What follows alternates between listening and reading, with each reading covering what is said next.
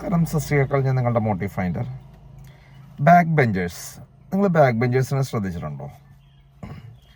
എല്ലാ ടീച്ചർമാരുടെയും ഒരു നോട്ടപ്പുള്ളിയായിരിക്കും ഈ ബാക്ക് ബെഞ്ചേഴ്സ്. കൂട്ടുകാർക്കാണെങ്കിൽ അല്ലെങ്കിൽ ക്ലാസ്മേറ്റ്സിനാണെങ്കിൽ അവർ പഠിക്കാത്തവർ, അവരൊന്നിനും കൊള്ളാത്തവർ, തോറ്റു പഠിച്ചു വന്നിട്ട് ബാക്കിലേക്ക് വന്നവർ എന്നൊക്കെ ആയിരിക്കും അവരുടെ തോട്ട്സ്. പക്ഷെ ലൈഫിൽ ഒരു 25 വയസ്സ് വരെ പാമ്പേർഡായിട്ട് നിന്നിട്ട് പിന്നെ അങ്ങോട്ട് ഒരു മാനേജർ ലെവലിലേക്ക് എത്തുന്നവരായിരിക്കും ഈ ഫ്രണ്ട് സീറ്റ് മുതൽ ഈ പറഞ്ഞിരിക്കുന്നവർ. പക്ഷെ ബാക്ക് ബെഞ്ചേഴ്സ് അങ്ങനെ ആയിരിക്കില്ല. വൺ ഓഫ് ദി ടോപ്പിലായിരിക്കും അവരിയ്ക്കുക. അവർ എപ്പോഴും നേതൃത്വം നൽകുന്നവരായിരിക്കും. ശ്രദ്ധിച്ച് നോക്കിയാൽ മനസ്സിലാവും.